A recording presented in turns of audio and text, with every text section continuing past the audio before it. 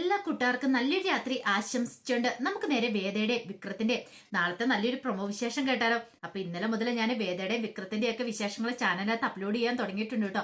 ഇനി എല്ലാ ദിവസവും മറക്കാതെ പ്രൊമോ വിശേഷങ്ങളൊക്കെ ചാനലിനകത്ത് ഇടാട്ടോ. അപ്പൊ എല്ലാവരും കയറി കാണണേ. അതോടൊപ്പം തന്നെ ആദ്യമായി കാണുന്നവരാണെങ്കിൽ ചാനൽ ഇഷ്ടപ്പെട്ടാൽ സബ്സ്ക്രൈബ് ചെയ്യാൻ മറക്കരുതേ. വീഡിയോ ഇഷ്ടപ്പെടുവാനും ലൈക്ക് ചെയ്യാനും മറക്കരുത് കേട്ടോ. നമ്മുടെ മുന്നോട്ടുള്ള യാത്രയിൽ നിങ്ങളുടെ സപ്പോർട്ട് ലൈക്ക് വേണം നമുക്ക് ഏറ്റവും കൂടുതൽ പ്രചോദനമായി മാറിക്കൊണ്ടിരിക്കണേ. അപ്പൊ നമുക്ക് നേരെ വിശേഷത്തിലേക്ക് പോയാലോ. അങ്ങനെ ഇന്നത്തെ വിശേഷം നമ്മൾ കണ്ടു. ബോബിയുടെ കയ്യിൽ പിടിച്ചിട്ട് തുടരാ, ചോണയുണ്ടെങ്കിൽ ഇവിടെ തുടരാന്ന് പറഞ്ഞുകൊണ്ട് വിക്രം ഇന്ന് നിൽക്കുകയാണ്. ഒരു നിമിഷം വേദം ഞെട്ടിത്തെറിച്ച് നിൽക്കുകയാണ്. വേദനെ തൊടാനായിട്ട് വന്നാണ്. തൊട്ടിട്ടുണ്ടെങ്കിൽ ആ കൈ വെട്ടുമെന്നും പറഞ്ഞുകൊണ്ടാണ് വിക്രം നിന്നിരുന്നത്. പിന്നീട് ഒരു സംഹാര താണ്ഡവമായിരുന്നു ബോബിയുടെ നേർക്ക് വിക്രത്തിന്റെ. വിക്രം അങ്ങനെ ബോബിനെ അടിച്ചൊതുക്കുകയാണ്. പിന്നീട് വിക്രം അങ്ങ് തിരിയണ സമയത്താണ് ബോബി ഇങ്ങനെ കുത്താനായിട്ട് കത്തിയായിട്ട് വരുന്നത്. പെട്ടെന്ന് വേദ അവിടെ കിടന്ന് അലറി വിളിക്കണം വിക്രം എന്ന് പറഞ്ഞിട്ട്. വിക്രം തിരിഞ്ഞു നോക്കിയതും കത്തി പതുക്കെ ആ സൈഡിൽ കൂടെ അങ്ങോട്ട് പാളിപ്പോയി. ഭാഗ്യത്തിന് കൊണ്ടില്ല. അപ്പോഴാണ് ശരിക്കും പറഞ്ഞാൽ വേദയ്ക്ക് ഒരു ശ്വാസം നേരെ വീണത്. അങ്ങനെ ബോബിനെ പഞ്ഞിക്കിട്ടതിന് ശേഷം പറഞ്ഞു, ഇനി മേലാല് ദേ എന്റെ കുടുംബത്തിൽ കയറി കളിച്ചാണ്ടല്ലോ, നിന്നെ ഞാൻ വെറുതെ വിട്ടേക്കില്ല, ഇത് അവസാന താക്കിയതാ എന്നും പറഞ്ഞുകൊണ്ട് വേദയുടെ കൈയും പിടിച്ചങ്ങോട്ട് പോവാണ്. വേദയ്ക്കാണെങ്കിൽ ഒരു നിമിഷം എന്ത് ചെയ്യണമെന്ന് അറിയത്തില്ലാത്തൊരവസ്ഥയായിപ്പോയി. വല്ലാത്തൊരവസ്ഥ. പിന്നീട് നേരെ എന്ത് ചെയ്യണം, വേദനയും കൊണ്ട് പോകുന്ന വേദയുടെ വീട്ടിലേക്കാണ് പോകുന്നത്. വേദ ചോദിച്ചത് എങ്ങോട്ടാ പോണേന്ന് ചോദിക്കണം. നിന്നെ കൊണ്ടുപോകേണ്ട സ്ഥലം ഏതാന്ന് എനിക്കറിയാം, ഇങ്ങോട്ട് വരാനും പറഞ്ഞിട്ട് വേദന കയറ്റിക്കൊണ്ട് അങ്ങോട്ട് പോവാണ്. വേദയ്ക്ക് മനസ്സിലായി തന്റെ വീട്ടിലേക്കാണ് പോകുന്നതെന്നുള്ള കാര്യം ആ വഴി കണ്ടപ്പോൾ തന്നെ മനസ്സിലായി. വേദ പറഞ്ഞു, വേണ്ട, ഞാൻ അങ്ങോട്ട് ഒരിക്കലും വരുന്നില്ല എന്ന് പറയണം. അത് ഞാനല്ലേ തീരുമാനിക്കുന്നത് എന്നൊക്കെ പറയണം. അങ്ങനെ പിന്നീട് വേദനെ ആ വീട്ടിലേക്ക് കൊണ്ടുവന്നിട്ട് കോളിംഗ് ബെല്ല് അടിക്കുകയാണ്. കോളിംഗ് ബെല്ല് അടിച്ചു കഴിഞ്ഞപ്പോഴത്തേനും ആദ്യം ശങ്കരനാരായണൻ ഓർത്ത് ഇതാരായിരിക്കും ഈ സമയത്ത് വന്നിരിക്കുന്നത് എന്ന് കരുതിയിട്ട് പത്മയോട് നീ പത്മം ആരോ കോളിംഗ് ബെല്ല് അടിക്കുന്നുണ്ടല്ലോ എന്ന് പറയണം. പിന്നീട് പത്മ എഴുന്നേറ്റു. അങ്ങനെ വീട്ടിലുള്ള എല്ലാവരും എഴുന്നേറ്റ് വന്ന് നോക്കുമ്പോ എന്നാ വേദനയും കൊണ്ട് വിക്രം വന്ന് നിൽക്കുന്ന കാഴ്ചയാണ് കണ്ടത്. പെട്ടെന്ന് ശങ്കരനാരായണൻ പറഞ്ഞു, മോളെ നീയ ദേ മോളെ ഞാനിത് സുരക്ഷിതമായിട്ട് കൊണ്ടുവന്ന് ഏൽപ്പിച്ചിട്ടുണ്ട്. അതെ ഈ മുതലിനെ അങ്ങോട്ട് കയ്യേറ്റാൻ മതി എന്ന് പറയാണ്. ഇത് കേട്ടപ്പോ ശ്രീകാന്ത് പറഞ്ഞു, നീ എന്താടാ പറഞ്ഞ? അതെ കൂടുതൽ പറയുന്നുണ്ട്, അങ്ങോട്ട് നീങ്ങി നിൽക്കുക. ഇവളുടെ കഴുത്തില് ഞാൻ താലി കെട്ടിയെന്ന് ഒരു തെറ്റു മാത്രമേ ചെയ്തിട്ടുള്ളൂ. അത് ഒരു നിമിഷത്തെ അബദ്ധത്തിൽ സംഭവിച്ചു പോയതാ. ഇതിന് മാത്രം അതിന് വില കൽപ്പിക്കേണ്ട കാര്യമൊന്നുമില്ല. ആ താലി വലിച്ചു പൊടിച്ച് കളഞ്ഞാൽ തീരാവുന്ന പ്രശ്നങ്ങളൊക്കെ ഉള്ളൂ. എനിക്ക് ഇവളെ കൊണ്ടാനായിട്ട് പറ്റില്ല, കൈ ഏൽക്കാനും പറ്റില്ല. അതുകൊണ്ട് ഇവിടെ അങ്ങോട്ട് കൈ ഏൽക്കണമെന്ന് പറയാണ്. ഇത് കേട്ടപ്പം ശങ്കരനാരായണൻ പറഞ്ഞു, നീ എന്തൊക്കെയാണ് ഇവിടെ നിന്ന് പുലമ്പുന്നേ? ഇതൊരു ജഡ്ജിയുടെ വീടാന്ന് നിനക്ക് അറിയത്തില്ലെന്ന് ചോദിക്കുകയാണ്. ആരുടെ ആളും കുഴപ്പമില്ല, ഏത് വലിയ കൊലകൊമ്പന്റെ ആളും എനിക്ക് കുഴപ്പമൊന്നുമില്ല, ഞാൻ പറയാനുള്ള ആരുടെ മുഖത്ത് നോക്കിയാളും പറയൂന്ന് പറയാണ്. പിന്നീട് വേദോട് പറഞ്ഞതേ ഇനി മുതൽ നിന്റെ വീടാ അത്. ഇത്രയും കാലം നീ ഇവിടെ താമസിച്ചല്ലേ, വെറുതെ ആ വീടിന് മുന്നിൽ വന്ന് സത്യാഗ്രഹം ഇരിക്കേണ്ട കാര്യമില്ല. ഒരു താലി കെട്ടിയതിന്റെ പേരില് നിന്നെ ഭാര്യയായിട്ട് ഞാനോട്ട് അംഗീകരിക്കാനും പോകുന്നില്ല. നിനക്കൊരു ജീവിതം വേണമെങ്കിൽ നീ ഈ വീട്ടുകാർ പറയുന്ന അനുസരിച്ച് ഇവിടെ കൂടിയാൽ മതി. പറഞ്ഞു കേട്ടല്ലോ. ശ്രീകാന്ത് പറഞ്ഞു, വീട്ടുമുറ്റത്ത് വന്ന് ഇങ്ങനെയൊക്കെ പറയുന്നോടാ, അപ്പൊ നീ എന്ത് ധൈര്യത്തിലാടാ അവളുടെ കഴുത്ത് താലി ആർത്തിയെന്ന് ചോദിക്കാം. സഹോദരൻ, ഞാൻ പറഞ്ഞല്ലോ ആ നിമിഷത്തെ ഇവളോടുള്ള ദേഷ്യത്തിന് ഞാൻ ചെയ്തു പോയതാ. പക്ഷെ ഇത്രയ്ക്ക് വലിയ കുരിശാവുമെന്ന് ഞാൻ വിചാരിച്ചില്ല. ചുറ്റിയ പാമ്പ് കടിച്ചേ തീരുവാണെന്നുള്ള രീതിയിൽ അവളെന്റെ പുറകെ കൂടിയിരിക്കുന്നത്. ഇവിടെ എനിക്ക് കൈയേൽക്കാനൊന്നും പറ്റില്ല, എന്റെ സ്വഭാവം അത്ര ശരിയല്ല. അതുകൊണ്ട് നിങ്ങളുടെ പെങ്ങളെ വേണമെങ്കിൽ നിങ്ങൾ ഇവിടെ പിടിച്ചെടുത്താൻ പറയണേ, എന്നെ കൊണ്ട് ഇത് കൂടുതലൊന്നും പറ്റില്ല എന്ന് പറയണേ.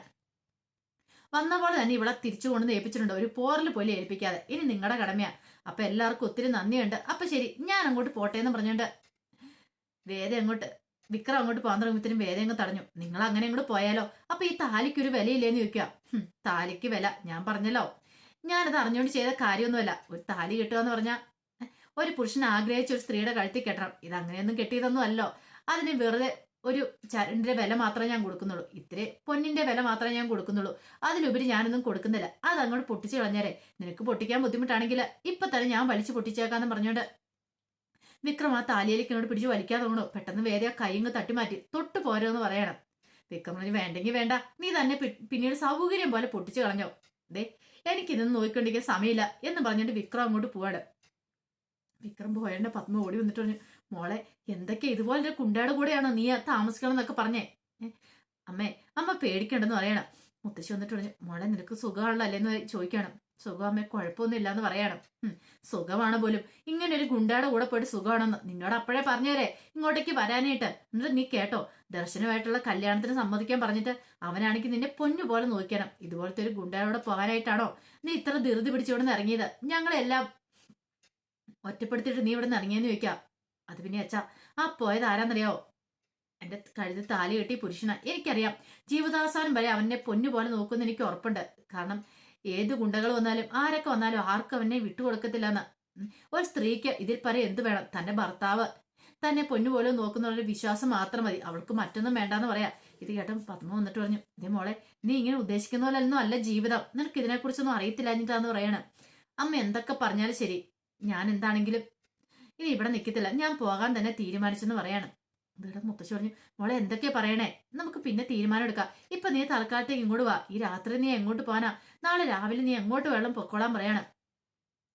ഇത് കേട്ടതും ശങ്കരനാരായൺ പറഞ്ഞു, ഒരു കാര്യം ഞാൻ പറഞ്ഞേക്കാം.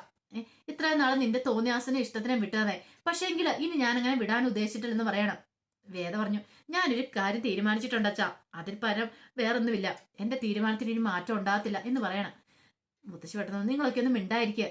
മോളെ വാന്ന് പറഞ്ഞാൽ കയ്യെ പിടിച്ച് അകത്തേക്ക് അവനെ കയറ്റിക്കൊണ്ട് പോകണം.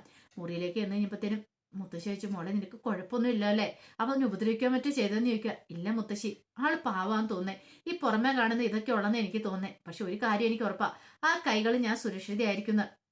മുത്തശ്ശി പറഞ്ഞാലേ ഉമാമഹേശ്വര ക്ഷേത്രത്തിൽ വെച്ച് ആ പ്രത്യേക ദിവസം താലി കെട്ടിയതല്ലേ ഞങ്ങളുടെ വിവാഹ ജീവിതം, ദാമ്പത്യ ജീവിതം അങ്ങനെ വളരെ കാലം ഇങ്ങനെ സന്തോഷമായിട്ട് ജീവിക്കുന്ന എനിക്ക് തോന്നേ. ഒരു കാരണവശാൽ ആർക്ക് ഈ താലിച്ചരട് വലിച്ചു പൊട്ടിക്കാൻ പറ്റില്ലെന്ന് പറയാം. മുത്തശ്ശി പറഞ്ഞു, എനിക്ക് അറിയത്തില്ല മോളെ എന്തൊക്കെയാ സംഭവിക്കുന്ന ഓർത്ത്. നിന്റെ അച്ഛൻ അതിന് സമ്മതിക്കുമെന്ന് നിനക്ക് തോന്നുന്നുണ്ടോ എന്ന് ചോദിക്കുക. എനിക്കറിയില്ല മുത്തശ്ശി, എനിക്ക് എന്ത് ചെയ്യണമെന്ന് പോലും അറിയത്തില്ല. നീ ഈ താലിച്ചരട് പൊട്ടിച്ച് കളഞ്ഞിട്ട് ഇവിടെ നിൽക്കാനാ നിന്റെ അച്ഛനും അമ്മയൊക്കെ പറയണേ. എനിക്കും എന്ത് ചെയ്യണമെന്ന് പോലും അറിയത്തില്ല. ഇപ്പൊ അവരെല്ലാരും എന്നെ ഒറ്റപ്പെടുത്തിയ അവസ്ഥയാ. ഞാൻ നിനക്ക് കൂട്ട് നിൽക്കുവാന്നും പറഞ്ഞോണ്ട്. ഇല്ല മുത്തശ്ശി, മുത്തശ്ശി ഒരിക്കലും എനിക്ക് കൂട്ട് നിന്നിട്ടില്ലെന്ന് പറയണം. നാളെ നേരം പുലരുമ്പത്തേനും ഞാൻ ഇവിടുന്ന് പോകുന്നു പറയണം. അല്ല മോളെ, നീ ഒന്നും പറയണ്ട, മുത്തശ്ശി ഒന്നും പറയണ്ടെന്ന് പറയണം. പിന്നീട് മുത്തശ്ശിനെ കെട്ടിപ്പിടിക്കുകയാണ്. അങ്ങനെ നേരം പുലർന്നു കഴിഞ്ഞപ്പോഴത്തേനും എന്ത് ചെയ്യണം, അവൾക്ക് ആവശ്യമുള്ള ഡ്രസ്സുകളൊക്കെ ഒരു ബാഗിനകത്തെടുത്ത് പോകാൻ തുടങ്ങുമ്പോഴത്തേനും മുത്തശ്ശി പറഞ്ഞു, മോളെ നിനക്ക് പോകണമെന്ന് വെക്കും. എനിക്ക് പോകാതിരിക്കാൻ പറ്റില്ലെന്ന് പറയണം. അങ്ങനെ പുറത്തേക്ക് ഇറങ്ങി വന്നപ്പോഴത്തേനും പത്മ പറഞ്ഞു, മോളെ നീ ഇത് എങ്ങോട്ടാന്ന് ചോദിക്കും. ഞാൻ പോവാ, എന്റെ ഭർത്താവിന്റെ വീട്ടിലേക്ക് പോവാന്ന് പറയും.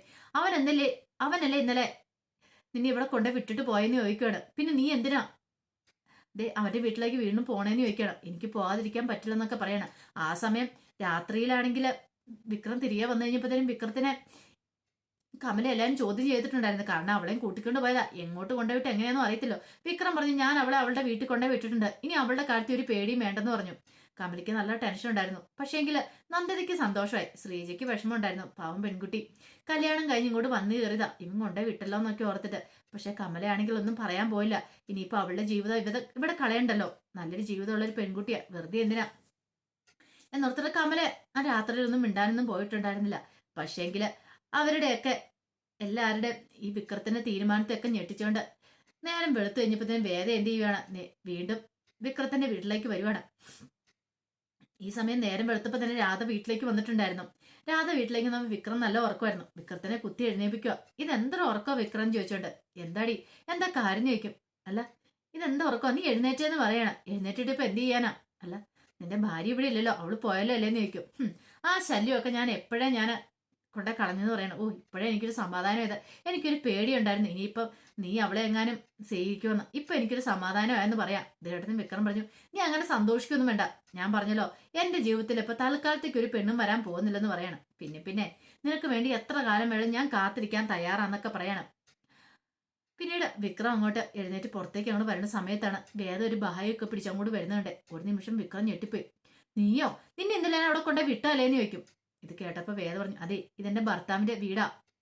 നിങ്ങൾ എന്റെ കഴുത്തിൽ താലി ആർത്തിയത്, ഞാൻ ഇവിടെ നിൽക്കണ്ടേ, അങ്ങോട്ട് മാറി നിൽക്കാൻ പറഞ്ഞിട്ട് തള്ളി മാറ്റിയിട്ട് വേദ അകത്തേക്ക് അങ്ങോട്ട് കയറി വരുവാണ്. ഈ കാഴ്ച കണ്ടു കഴിഞ്ഞപ്പോഴത്തേനും എന്ത് ചെയ്യണം എന്നറിയില്ലാതെ രാധയും ശ്രീജയൊക്കെ അങ്ങ് നിൽക്കുകയാണ്. അപ്പൊ അതിന്റെ വിശേഷങ്ങളൊക്കെ നാളെ നമ്മൾ കാണാനായിട്ട് പോകുന്നത്. ഇനിയിപ്പോ എന്തൊക്കെ സംഭവിക്കുമെന്ന് അറിയത്തില്ല.